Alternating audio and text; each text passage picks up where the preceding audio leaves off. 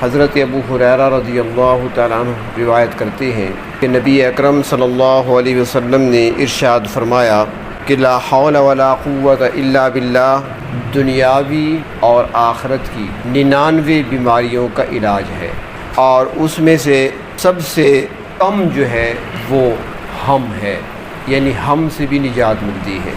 اب حدیث شریف کا ترجمہ کرنے والے حضرات نے یہاں پر ہم کا معنی غم لکھا ہے، یعنی غم سے اس کو نجات ملتی ہے لا حول ولا قوت الا باللہ کے ذریعے سے۔ لیکن اگر ذرا غور سے دیکھا جائے تو ایک غم ہوتا ہے اور ایک ہم ہوتا ہے، یہاں پر لفظ ہم کا استعمال ہوا ہے۔ ہم اور غم، اس میں فرق ہے۔ اس فرق کو ذرا سمجھیے کہ انسان کے دل میں دو طرح کے خیالات آتے ہیں۔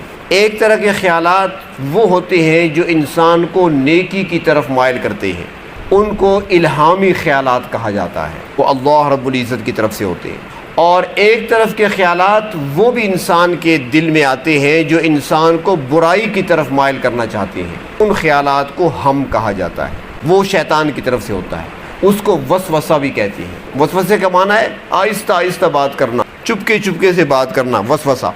تو اگر یہ نیکی کی طرف راغب کرنے والا وسوسہ ہے تو الہام ہے، اور اگر برائی کی طرف راغب کرنے والا ہے تو پھر یہ ہم ہے۔ اور ہم جو ہوتا ہے وہ شیطان کی طرف سے ہے، وہ اکثر جنات اور شیاطین کی طرف سے ہوتا ہے۔ تو لا حول ولا قوت الا باللہ جو پڑھتے ہیں ان کو ہم سے نجات ملتی ہے، یعنی برے خیالات دل سے ختم ہو جاتے ہیں۔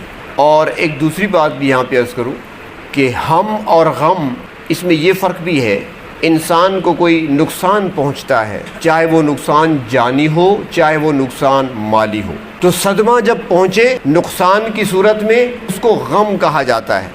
اور ایک یہ ہوتا ہے کہ نقصان کوئی نہیں ہوا، نہ مالی نقصان ہوا ہے نہ کوئی جانی نقصان ہوا ہے، انسان بیٹھا ہے، یا آپ نے سنا ہوگا نا، وہ کہتے ہیں کہ بھئی آج ہاں وہ مونجھ ہے، آج سویرے تو میرا ہاں اوکھ ہے۔ آپ پوچھے کیوں؟ پتہ نہیں۔ جب پتہ ہوتا ہے نقصان کا تو اس کو غم کہتے ہیں، اور جب پتہ نہیں چل رہا ہوتا کیوں ایسا ہو رہا ہے تو اس کو ہم کہتے ہیں۔ تو فرمایا کہ لا حول ولا قوت الا باللہ جب پڑھیں گے اس سے غم بھی دور ہوگا، ہم بھی دور ہوگا۔ یہ بیٹھے بیٹھے دل کا اداس ہو جانا، گھٹن سی محسوس ہونا، یہ شیطان کی طرف سے ہوتا ہے، یہ ہم میں شامل ہے۔ تو جب پڑھیں گے لا حول ولا قوت الا باللہ تو اس سے یہ پریشانی بھی دور ہو جائے گی۔ اور ایک دوسری حدیث شریف میں اللہ کے رسول صلی اللہ علیہ وسلم ارشاد فرماتے ہیں، آپ نے حضرت ابو ہریرہ رضی اللہ تعالیٰ عنہ سے فرمایا کہ میں تجھے ایسا کلمہ نہ سکھاؤں کہ جو عرش کے نیچے بہشت کے خزانوں میں سے اترا ہے؟ اور فرمایا کہ وہ کیا ہے؟ فرمایا لا حول ولا قوت الا باللہ، فرمایا کہ یہی کلمہ ہے۔